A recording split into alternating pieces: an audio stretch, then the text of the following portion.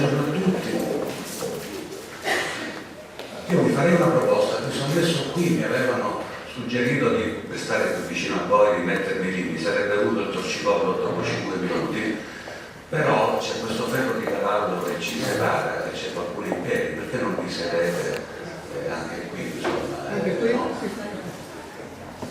Si può sedere? Quelli che sono in piedi, non lo so, fare stiamo cominciando con 5 minuti di ritardo e questo in genere è una fonte di sconcerto, perché il ritardo in Italia è sempre di 20, 30 o 40 minuti, e noi siamo più che puntuali e facciamo questa chiacchierata che ha, diciamo, come convitato l'articolo 9 della Costituzione. La Repubblica promuove la cultura e lo sviluppo, promuove lo sviluppo della cultura e la ricerca tecnica e scientifica. Comma 1. Comma 2. Tutela il paesaggio al quale è dedicata, mi pare, questa bella manifestazione. Io credo che tra l'altro che sia non conosco altri casi di manifestazioni importanti che toccano la Costituzione e che non siano collocate in città, diciamo, così importanti. Questo fa onore a chi l'ha organizzata da tanto tempo. Io sono stato per esempio lunedì a Firenze, che è una vita piuttosto complicata. Ieri ho parlato a Treviso, oggi sono qui, domani a Napoli, vabbè. E anche lì era nell'ambito delle manifestazioni promosse dalla Presidenza del Consiglio con la casa editrice La Terza per ricordare questo 70° compleanno della Costituzione italiana. Che si facciano, però siccome l'Italia in realtà è intessuta di piccoli centri e non di città alienanti come quelle in cui vivo io, insomma mi sembra una bella cosa. Oggi si tratta di illuminare questa norma non molto conosciuta, ma del resto tutta la Costituzione non è che sia, perché soprattutto da quando è intervenuta questa truffa delle etichette, una volta c'era l'educazione civica e si insegnava nelle scuole e si insegnava, c'era un professore di educazione civica, poi c'è stata una riforma, Gelmini mi pare, che ha cambiato nome alla cosa, ma ha cambiato anche la cosa, perché è diventata cittadinanza e Costituzione, insegnamento però modulare, che viene fatto con meno ore, con meno tempo e con meno energie di prima, e quindi l'ignoranza iuris della Costituzione diciamo, si è approfondita. E allora è importante invece ricordare i principi. La Costituzione, insomma, che cos'è? È la carta d'identità di un popolo, se tu non la conosci è come se non conoscessi la fotografia che hai sulla tua carta d'identità.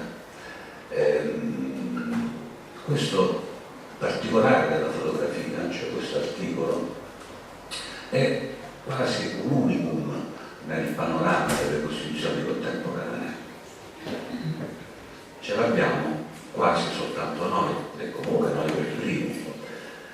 Una ragione ci sarà, perché l'articolo 9 custodisce, quale valore custodisce? La bellezza, potremmo dire. Io ho fatto questo libro 2 anni fa, che era anche uno strumento di divulgazione insieme a Vittorio Sgarbi, cercando di, che si chiamava La Costituzione della Bellezza, cercando di far percepire come attraverso la nostra Costituzione, la nostra sia uno specchio dell'identità degli italiani, e questo vale per ogni Costituzione ovviamente, no?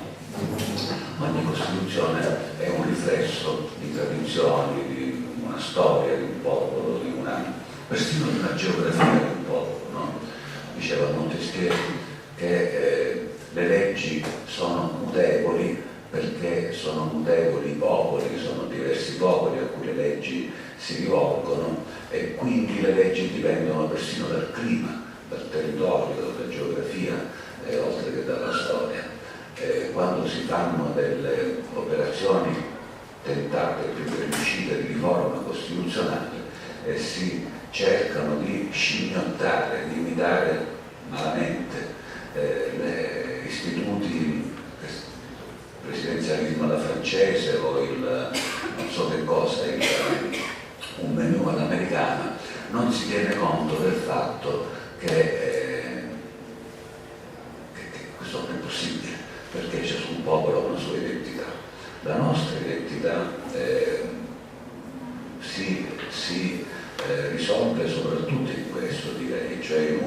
attitudine a conservare e a ricreare il bello in un genio artistico e anche in una capacità di ricerca scientifica. Purtroppo ormai se ne vanno all'estero i ragazzi bravi italiani, ma insomma, che ha il suo riflesso in tutta la Costituzione, ma poi in particolare questa che è la sentinella del bello, no? l'articolo 9. Articolo 9 il quale però nasce per caso, come spesso nascono le cose importanti della vita. Io quando mi trovo a parlare con dei ragazzi, creature, come si dice a Roma, che dicono io voglio fare da grande professore, voglio fare il Presidente del Consiglio, un po' ti riesce, insomma, questo qua, per caso, il Presidente del Consiglio. Io dico sempre, guarda, sì, è bene avere un obiettivo, ma sappi che poi in realtà è spesso il caso che sceglie che cosa sarà di te. E semmai la tua abilità deve essere nel riconoscere che quel treno che sta passando veloce è un treno buono per te e salirci in fretta sopra. Comunque questo è accaduto per l'articolo 9, che fu generato con un certo fastidio e comunque con molta sottovalutazione dall'Assemblea Costituente, pur avendo una coppia di genitori molto importante, nobili. Si chiamavano Concetto Marchesi e Aldo Moro, un comunista non troppo ricordato, ma fu un grande italiano, Marchesi, e un democristiano, tutti sappiamo chi era Aldo Moro, i quali a un certo punto presentano ai loro colleghi una prima versione dell'articolo 9 che suonava così: i monumenti artistici, storici e naturali, monumenti naturali sarebbe il paesaggio, no? del paese, costituiscono patrimonio nazionale in qualsiasi parte del territorio della Repubblica e sono sotto la protezione dello Stato. Questa prima, vista con gli occhi, diciamo, di ciò che fu poi il risultato finale, insufficiente formula, fu tuttavia subito infilzata da una serie di critiche, tanto che in un primo tempo Moro e Marchesi rinunciarono a questo articolo. Eravamo in commissione dei 75 quando viene presentato, perché l'Assemblea Costituente si affidò a una commissione detta dei 75, a sua volta articolata in 3 sottocommissioni, 75 diviso 3 fa 25, quindi ciascuna era composta da 25 costituenti, il compito di elaborare un progetto di Costituzione. Questo venne fatto in 6 mesi e poi presentato all'Assemblea plenaria, che discusse quel progetto e anche lo cambiò, lo modificò su molti punti. Quindi in Commissione 75, diciamo, sbuca, ma poi affonda di nuovo questa prima tentativo di coniare una norma che a protezione del patrimonio storico e artistico e anche del paesaggio, viene poi ritirata, ma riaffiora, ricompare nel plenum dell'Assemblea. Però quando ricompare nel plenum, allora lì le critiche si fanno ancora più forti. Per esempio, un costituente, si chiamava Paolo Rossi, ma non era il calciatore, disse: l'arte e la scienza sono la libertà stessa nella sua forma più alta. Dunque, perché l'articolo 9 va letto in combinato con un altro articolo della Costituzione, l'articolo 33, che ha un enunciato lapidario, spesso sono enunciati della prima parte della Costituzione, il quale dice: l'arte e la scienza sono libere e libero ne è l'insegnamento. Quindi articolo 9, la Repubblica deve promuovere la cultura e tutelare il patrimonio storico e artistico, il paesaggio. Articolo 33, l'arte e la scienza sono libere. E Rossi disse: ma dire che l'arte e la scienza sono libere è come dire che la libertà è libera. Cioè l'accusa che risuona subito rispetto a questa intenzione è di scrivere una norma pleonastica, una norma superflua, una norma di cui non c'è bisogno, anzi addirittura un altro costituente importante, si chiamava Treves, disse: ma guardate che l'arte e la scienza si deprimono e addirittura si umiliano se noi ne vogliamo fare oggetto di una specifica garanzia costituzionale. Chi sta laggiù in piedi, se volete, sono qui delle sedie libere, mi fate sentire meno solo se vi avvicinate e state più comodi.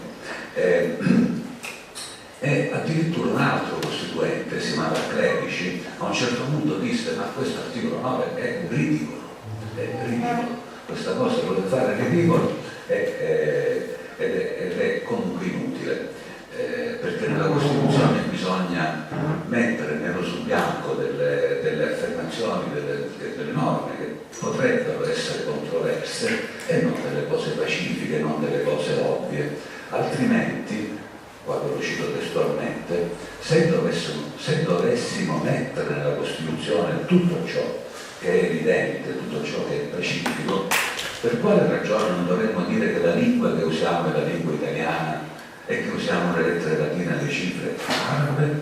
Quindi questo articolo è da abolire per la serietà stessa dei nostri lavori. Noto per inciso che non c'è una norma costituzionale a tutela dell'italiano, della lingua italiana, ma l'Accademia della Crusca la reclama da 20 anni, 25 anni, e in Europa una metà degli stati europei, soprattutto in Francia, dove hanno molto, diciamo, orgoglio nazionale per la lingua,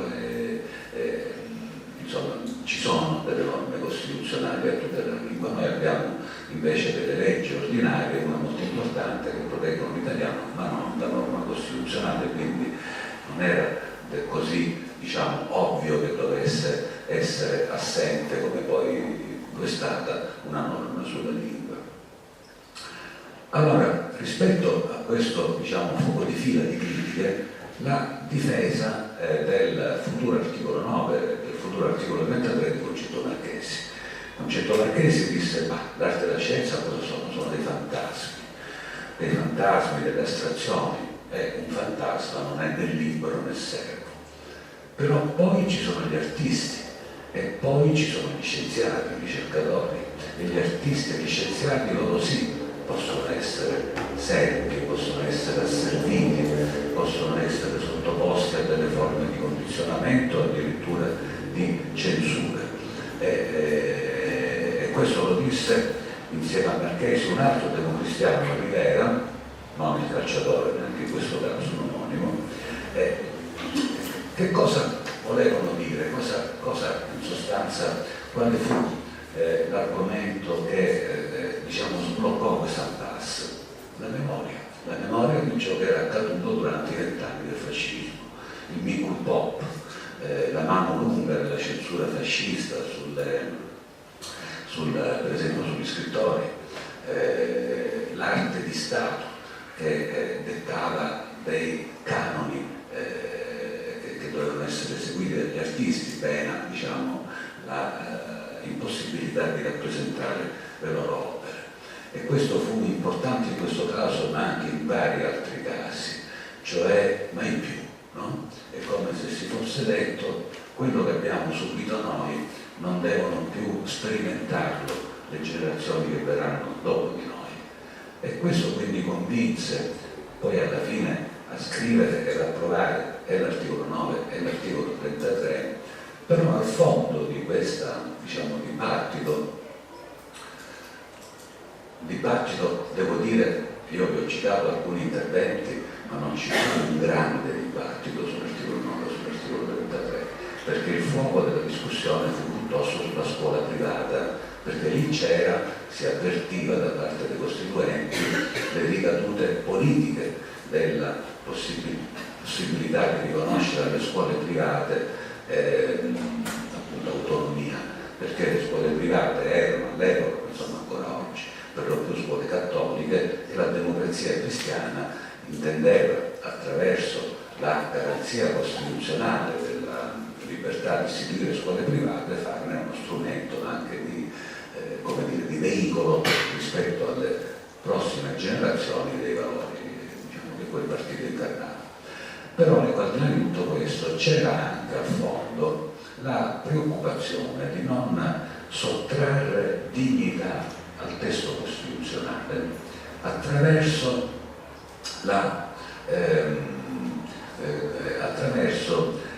diciamo, la disciplina di fenomeni che non avessero appunto rilievo costituzionale. Almeno un quarto del tempo che hanno speso i costituenti, ormai 70 anni fa, fu dedicato esattamente a questo dubbio, a questo interrogativo. Questa cosa che noi vogliamo mettere in Costituzione è davvero così fondamentale da meritare di essere inserita nella Costituzione? C'era questa preoccupazione, c'era anche una preoccupazione che riguardava poi il linguaggio della Costituzione, la sobrietà, perché una qualità del linguaggio ormai ahimè dimenticata è non usare 3 parole per dire una cosa che puoi dire in 2 parole, no?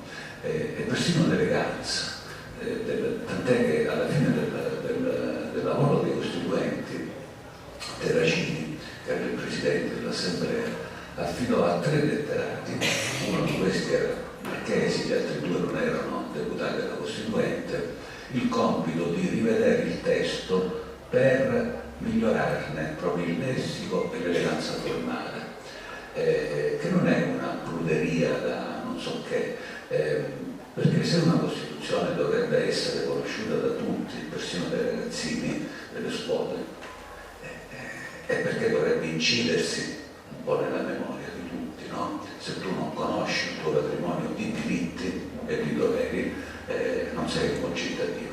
Ma perché sia ricordata deve essere anche scritta in un modo memorabile, diciamo così. E quindi fecero bene a farlo, e quello che è accaduto dopo è esattamente il contrario di quello, perché tutte le revisioni riuscite hanno allungato il brodo, hanno scritto in giuridichese delle norme. Per esempio succede che a un certo punto il governo di centrosinistra, che è un governo da Lega mi pare, modifica l'articolo 111 della Costituzione per introdurre il principio del giusto processo nella nostra Costituzione.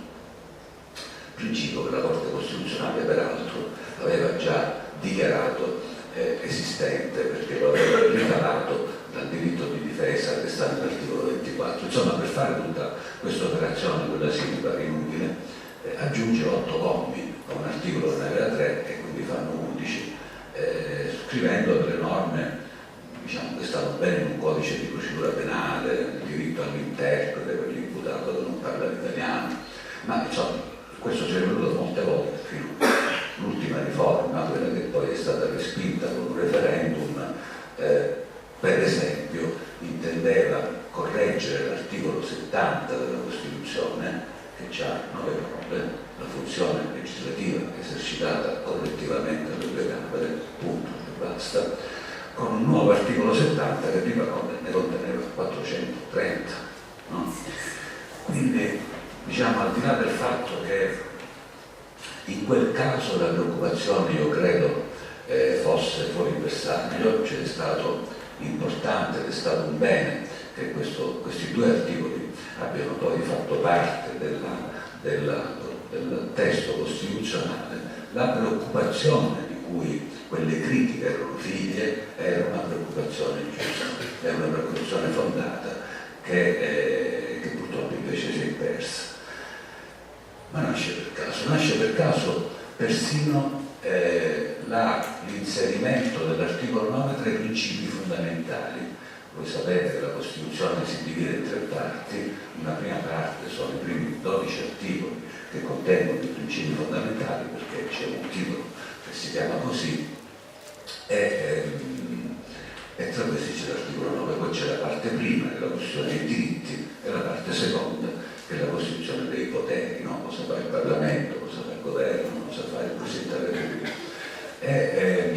L'articolo 9 venne in sede di comitato di coordinamento, non per una scelta, diciamo, corale, inserito con la prima parte così per una questione così sembrò al Comitato di coordinamento che fosse maggiormente affine ad altre norme che stavano già incluse in quel catalogo, e quindi la norma che nemmeno doveva starci in questa Costituzione diventò addirittura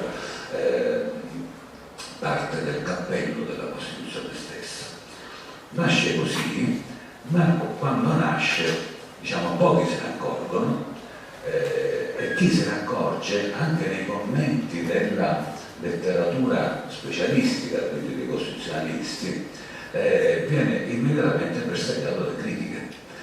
Per esempio, il primo commentario alla Costituzione, che uscì nel 1949, l'anno successivo all'entrata in vigore, pure quello da Baschieri, da Bianchi di Spinoza e da Giannattasio, dichiarava che la forma dell'articolo 9 era infelice e la sua collocazione nel grembo dei principi fondamentali era stonata. E quindi la critica che risuona persino nelle parole di Ezio Crisafulli. Ezio Crisafulli è stato un grande maestro del diritto costituzionale, ma soprattutto ebbe il merito di scongelare la Costituzione rispetto al tentativo, ebbe il merito, diciamo, sul piano teorico. Poi che cosa accade? Quando la Costituzione entra in vigore,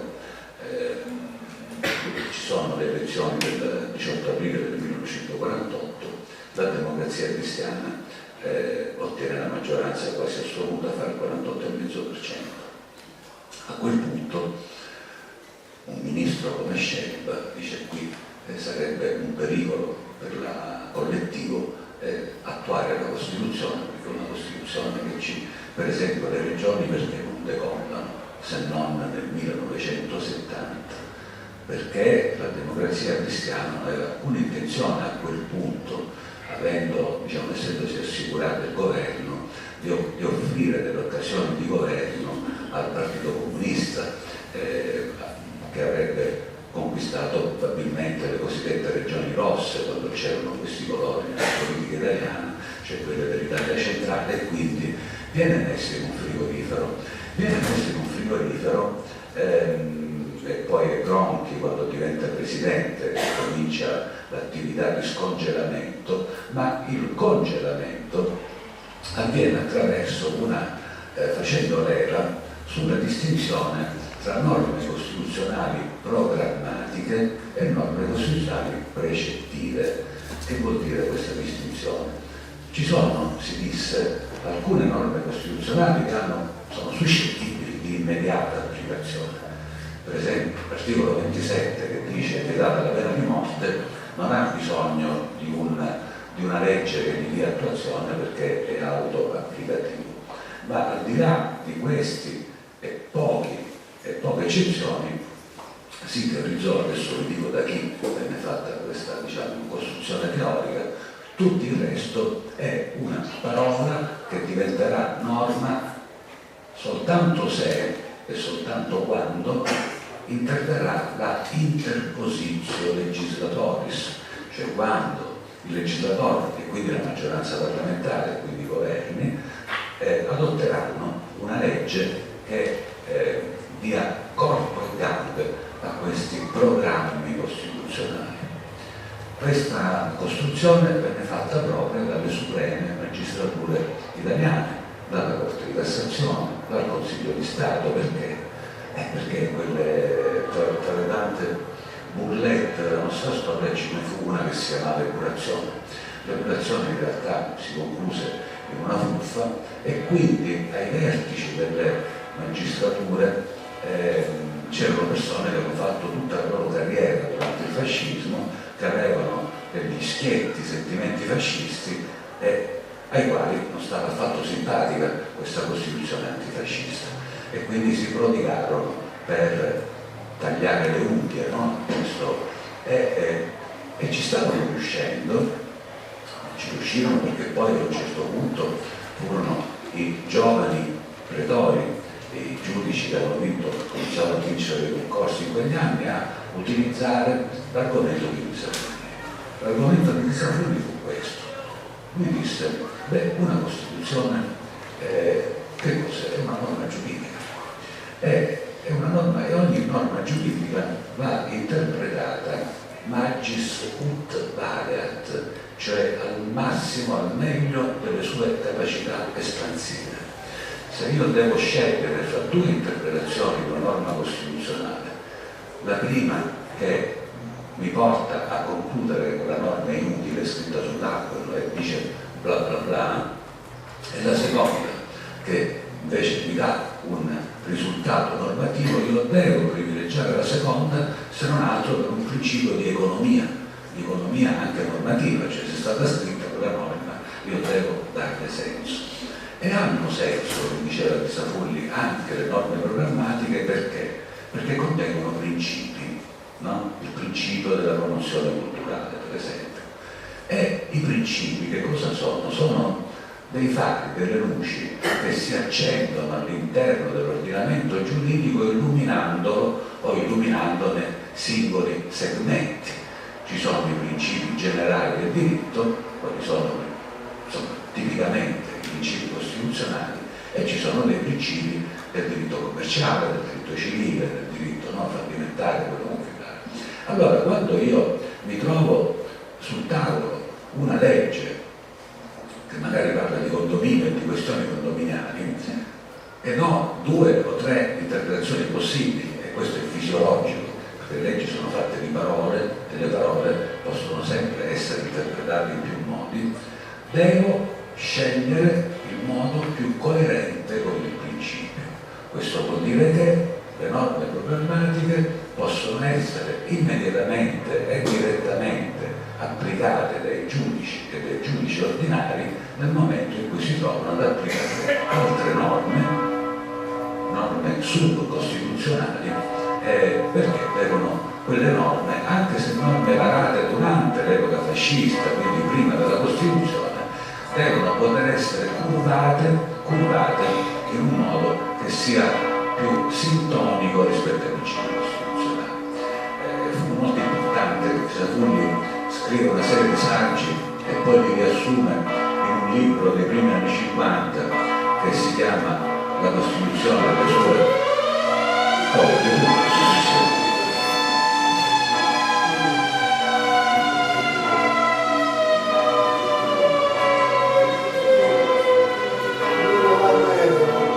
non sono bombardamenti, no?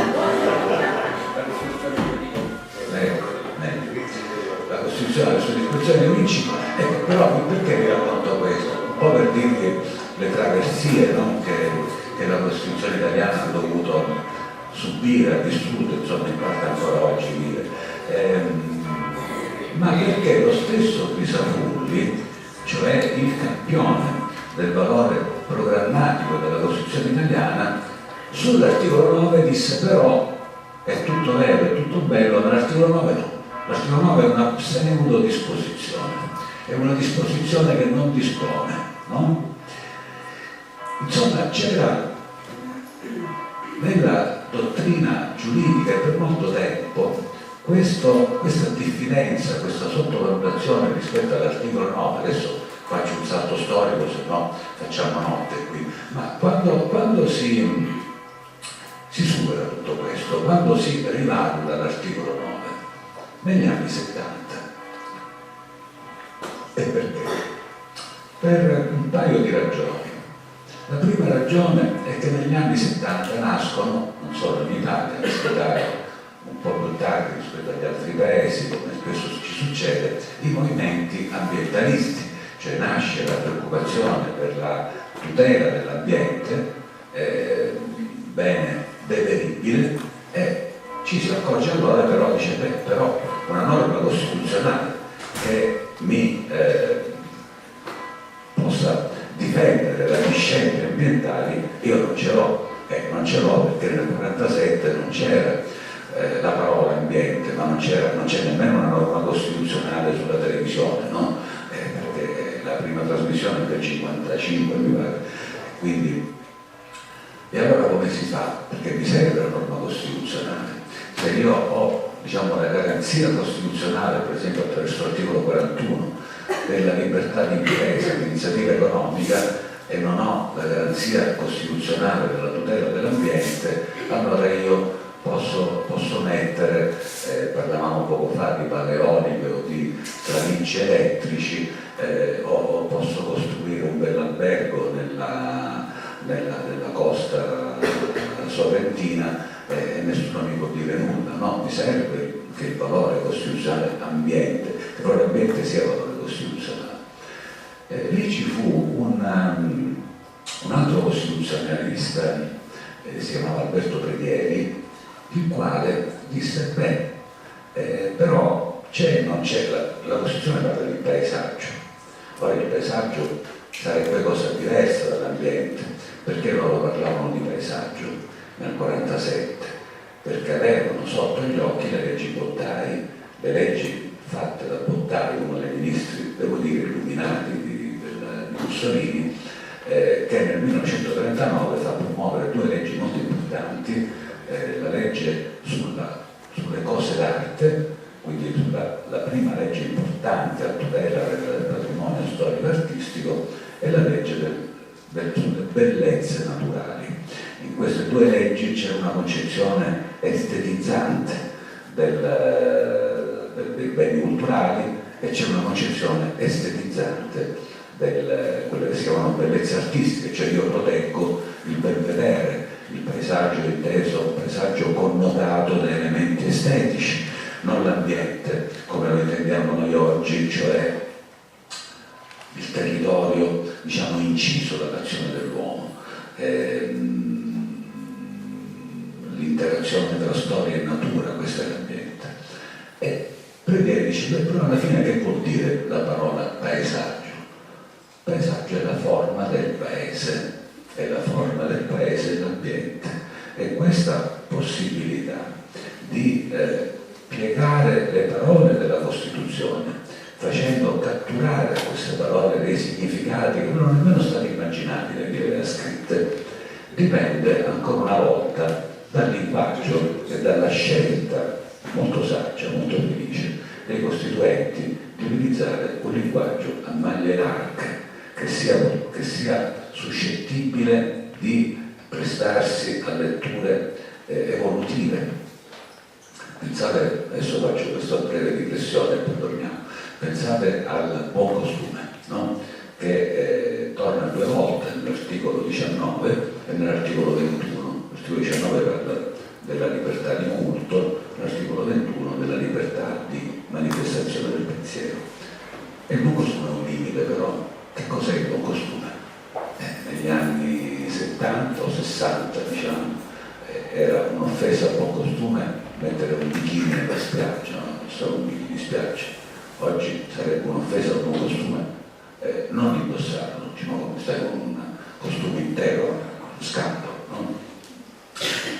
Quindi quella è una delle cose che si evolvono.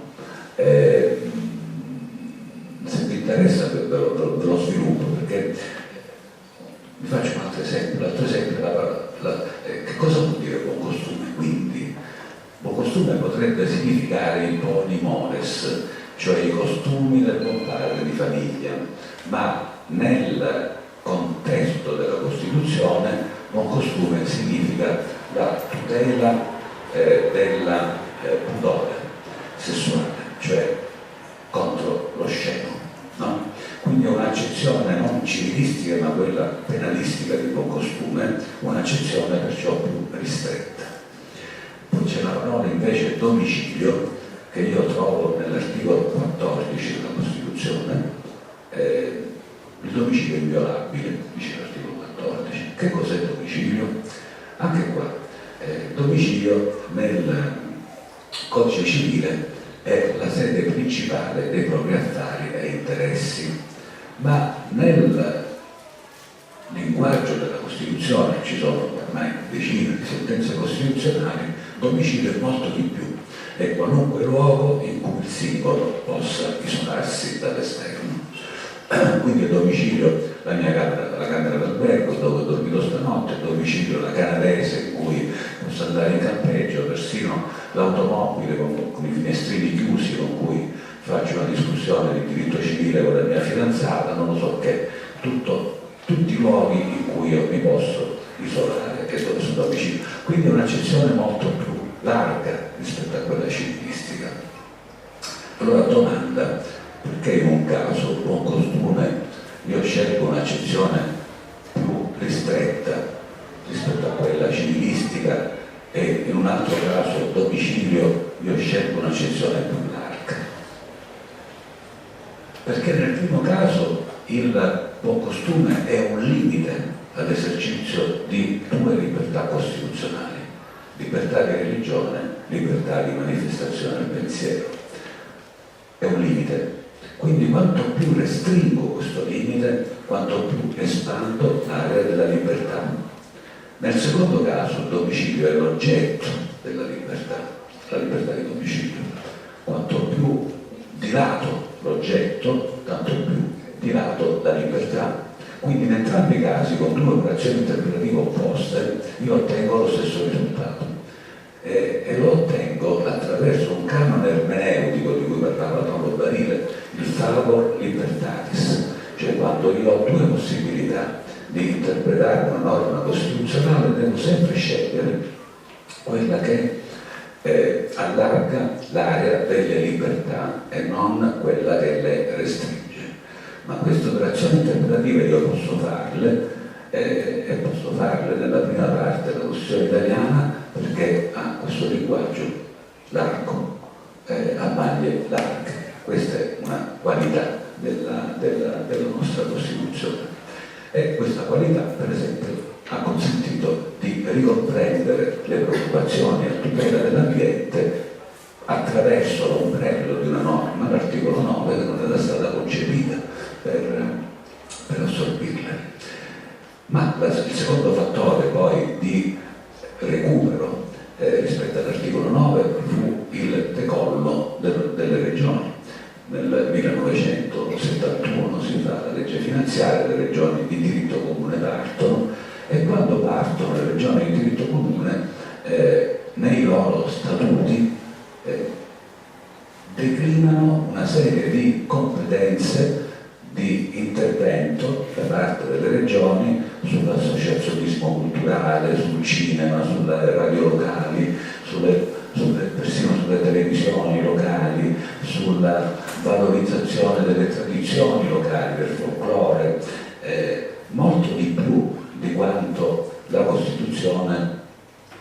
Ci sono delle sedie libere, io continuo a dirlo perché mi spiace vedere persone in piedi laggiù, ma questi sono posti, non abbiamo degli invitati che devono venire, sono invitati, potete tranquillamente sedere. Nel testo originario della Costituzione, questo articolo 117, io oggi do un po' di numeri, perdonatemi, ma per essere preciso, si assegnava alle regioni una piccola competenza in materia di musei e di biblioteche di enti locali, punto. Molto meno di quello che invece le regioni cercarono di fare e poi hanno fatto. E allora anche lì la giurisprudenza costituzionale, che fu chiamata, fu sollecitata dallo Stato, che non era contento di questo interventismo delle regioni che stavano, sottraendogli aree di intervento, dice: le regioni non possono fare questa cosa qui, no? Dice: perché non hanno competenze, non hanno poteri. La Corte disse: non ce l'hanno, perché c'è l'articolo 9, la Repubblica promuove lo sviluppo della cultura. Che vuol dire Repubblica? Vuol dire Stato, regioni, province, comuni, no? Tutta una platea di soggetti pubblici e quindi anche le regioni. Anche lì, quando si scrisse Repubblica in Assemblea Costituente, non venne scritto perché si pensava così diamo delle competenze alle regioni, in caso mai al contrario, c'era la preoccupazione che le regioni potessero, per esempio l'Accademia di San Luca presentò e anche l'Accademia dei Lincei presentarono degli ordini del giorno dicendo ai costituenti: state attenti a non dare potere alle regioni perché ne deriveranno scempi, fonti di depauperamento del nostro patrimonio artistico, però anche qui l'eterogenesi dei fini, come si dice. Quindi l'articolo 9 viene recuperato, tra l'altro nel 1974 nasce il Ministero dei Beni Culturali, nasce prima come Ministero senza portafoglio e poi attraverso attraverso un decreto legge come dicastero vero e proprio, che fu Giovanni Spadolini, il primo ministro dei beni culturali, e sempre nel 78 mi pare c'è la prima sentenza della Corte Costituzionale che fa leva su questo articolo 9 che appunto lui ha attribuito una pseudodisposizione per venire ad una dichiarazione di legittimità costituzionale in materia di brevettabilità dei farmaci. Quindi a quel punto, diciamo, il recupero di questa norma negletta e comunque dimenticata della nostra Carta Costituzionale era già intervenuto, ma non c'era stato, forse non c'è mai del tutto stato, una riflessione su quale sia il senso, no? Il mandato che i costituenti volontariamente o involontariamente diciamo, hanno però poi assegnato ai governi successivi e alle generazioni successive circa l'assetto dei rapporti tra Stato e arte, tra Stato e scienza, tra l'area culturale e l'area pubblica e quindi tra promozione della cultura, articolo 9, e libertà della cultura, articolo 33. Si tengono queste cose o non si tengono? Nel 1955 Norberto Bobbio, che fu un molto importante filosofo del diritto e tante altre cose, scrisse un libro. Questo libro si chiamava Politica e cultura, e in questo libro lui faceva una distinzione tra politica culturale e politica della cultura, dicendo che cos'è la politica culturale? La politica culturale è la pianificazione della cultura da parte dei politici. Lui c'aveva sotto gli occhi l'esperienza sovietica, no? Il realismo socialista, no? Era anche lì un canone estetico vincolante per gli artisti ai tempi di Stalin. Aveva sotto gli occhi la ancora fresca esperienza non solo italiana, ma tedesca, Goebbels, no? Il suo ministero per la stampa e la propaganda, e diceva: questo è inconcepibile. Qualunque politica culturale contrasta con un'idea liberale della convivenza civile e della missione che lo Stato può esercitare.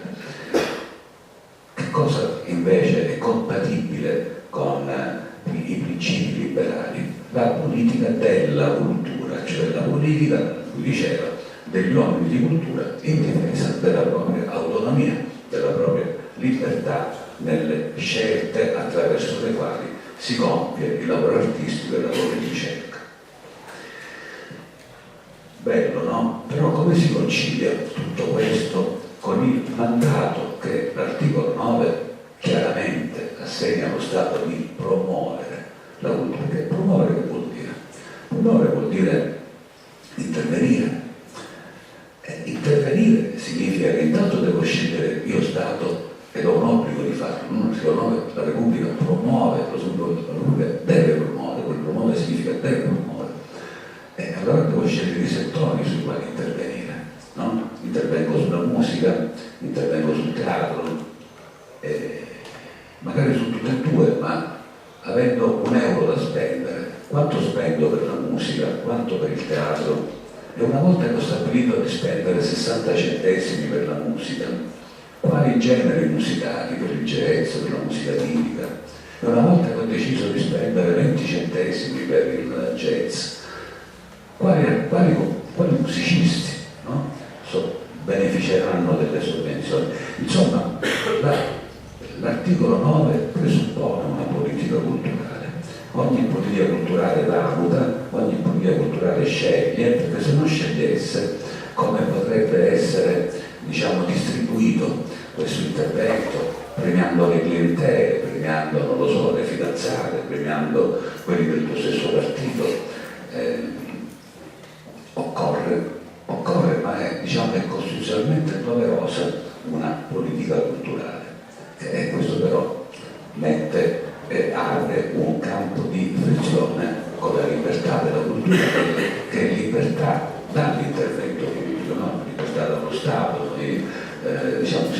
categorie libertà nello Stato o dallo Stato quando raccontiamo la differenza tra libertà negative e libertà positive. Quindi il problema c'è e c'è non soltanto per questa ragione.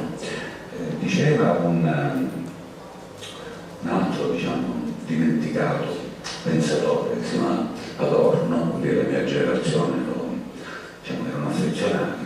Lui diceva: la cultura si oppone, respinge qualunque sorta di pianificazione, perché quando la cultura viene pianificata muore.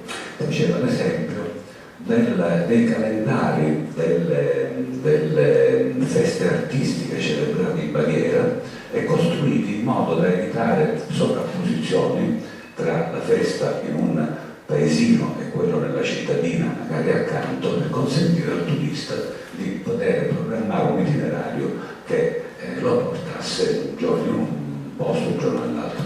E però, diceva Adorno, questo uccide perché la festa che cos'è? Un rito irripetibile. No, non so se vi capita con i figli, con i nipoti, o con voi stessi. C'è un compleanno che però cade di venerdì o di giovedì quando tutti lavorano, allora io lo festeggio sabato. Ma non funziona così, non può essere. Il compleanno si festeggia quando cade, no? Ma insomma, allora dice, allora questo non va bene perché se la cultura viene pianificata, viene quindi impiegata ed è diretta rispetto a fini ulteriori rispetto a quelli intrinseci alla cultura stessa, allora muore. E c'è ancora un terzo elemento problematico, che l'intervento pubblico in materia, artistica e scientifica, sia pure armato delle migliori intenzioni, rischia però di asservire l'artista o il ricercatore al potere politico di turno, al potere politico dominante. Perché io posso fare in due modi: posso ottenere questo risultato di condizionamento del lavoro culturale, o vietando alcune espressioni culturali, la censura, o semplicemente dando quattrini a quelli che mi stanno simpatici perché fanno delle cose che sono, per me, che ho il potere politico, mi fanno guadagnare maggiore consenso. E questo può essere molto più efficace. Ci deve essere una censura obliqua, una censura sotterranea, una censura che non si chiama censura, ma che in realtà funziona meglio. Diceva un poeta francese che visse ai tempi della Restaurazione, scrisse dei versi, dice: io al suo consigliore, perché allora voglio dire c'è sempre stata, no? Una corte o un convento che ti dà da vivere. Allora dice: io non vivo che per scrivere dei canti, ma se voi, monsignore, mi togliete il posto, scriverò dei canti per vivere, no? Allora, come se ne esce? Come se ne esce? Io credo che il modo per conciliare gli opposti, conciliare queste due, lame della forbice che si respingerebbero, sia quello di interpretare l'intervento pubblico come intervento, di liberazione per l'arte, per la scienza e per l'attività culturale in genere dai condizionamenti di fatto che ne impediscono la libertà. Cioè l'intervento pubblico come liberazione. Che vuol dire come liberazione? Vuol dire intanto liberazione dal mercato, dai condizionamenti che derivano dal mercato, no? Vuol dire perciò che questo intervento dovrebbe andare a premiare le espressioni artistiche, questo almeno nei cieli della Costituzione, poi in realtà nel paradiso costituzionale c'è l'inferno, che come diceva Calvino, in cui viviamo le nostre vite, però le espressioni artistiche che non hanno mercato perché sono periferiche, perché sono nuove, ma vale anche per le nuove scienze, ogni disciplina scientifica quando si affaccia è sempre respinta, ha sempre difficoltà ad affermarsi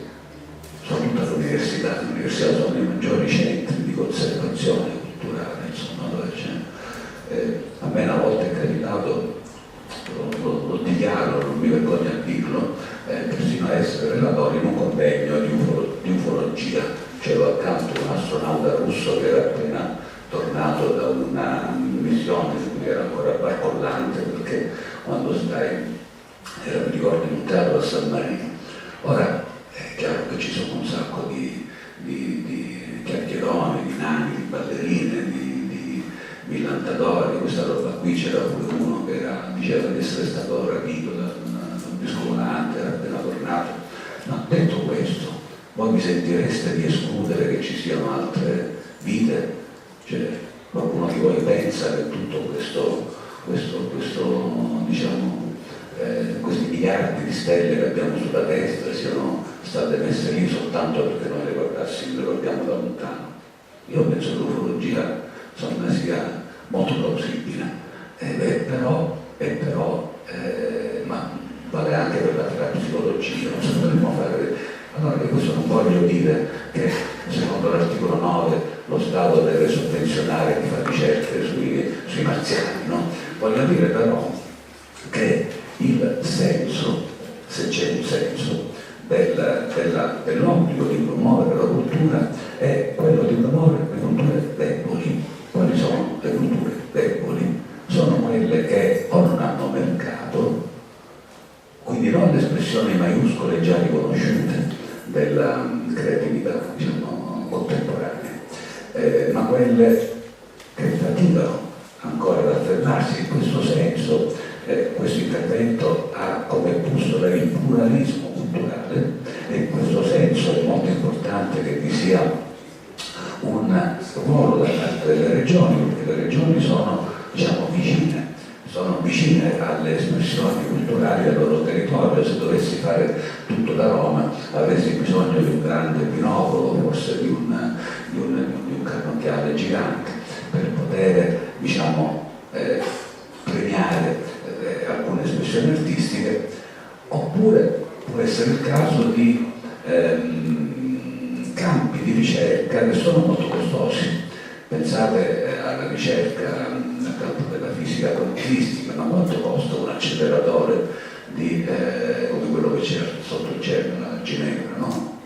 Nessun singolo, nessun gruppo, no? Ci vuole un intervento molto oneroso economicamente, che allora lì sì è il potere pubblico che non può che sviluppare. Rimane, diciamo, se questo è il senso, cioè l'intervento pubblico dovrebbe andare in soccorso delle energie culturali più deboli, o perché ai margini del mercato, o perché comunque diciamo, impegnano delle risorse economiche così ingenti che solo la mano pubblica può riuscire a sopperire. Poi però rimane sempre il problema della scelta. Chi sceglie quale pittore o quale non compositore? E qui di nuovo bisogna citare Adorno, che si riferiva al denigrato personaggio dell'esperto, diciamo, come fare a meno dell'esperto, perché nel campo della cultura lì è uno di quei campi in cui la democrazia non funziona. Se la democrazia significa il voto popolare di tutti, o comunque della maggioranza, no? Su alcune decisioni, nel campo della cultura no. Pensate ai concorsi universitari che sono, qui c'è Andrea Morrone, un vecchio amico, e anche lui, diciamo, abbiamo subito dei concorsi che ci siamo trovati anche dall'altra parte del tavolo, e sappiamo bene come siano dei raffinati strumenti di selezione dei peggiori, no? Con qualche eccezione per fortuna. Ma qual è l'alternativa? Cioè non possono che essere i professori di diritto costituzionale a selezionare uno studioso che ha i titoli e la dignità di stare al tavolo degli ordinari insieme agli altri ordinari, anche se poi in Italia, diciamo, siamo un popolo di costituzionalisti e di allenatori di calcio, non di allenatori nazionali, quindi su questo, diciamo, vale che non possono che essere gli ingegneri a stabilire quale ingegnere, diciamo, abbia la capacità di costruire un ponte, mica si può mettere i voti. Quindi così dovrebbe essere. Io adesso ho parlato pure troppo, voglio soltanto dirvi che così dovrebbe essere, così non è. Io ho una raccolta di leggi, anche di leggi regionali, in cui si stabilisce stabiliscono dei premi o si stabiliscono degli interventi o delle istituzioni regionali in cui c'è la giunta che decide chi vince e chi perde, e in cui funziona così, o funziona per esempio nel campo del cinema. I finanziamenti al cinema dipendono in una buona misura dagli incassi della pellicola nelle sale cinematografiche. Ora dovrebbe farsi esattamente l'opposto, perché se un film incassa, è un film di cassetta, un film che trova, diciamo, un pubblico, non necessariamente deve essere un film di scarso, in genere lo è, no? E poi i libri che vendono di più sono libri di sesso o di cucina, o meglio ancora di sesso in cucina. Però diciamo funziona così. Ma se c'è un modello costituzionale in questo campo, il modello è: lo Stato deve intervenire, ma deve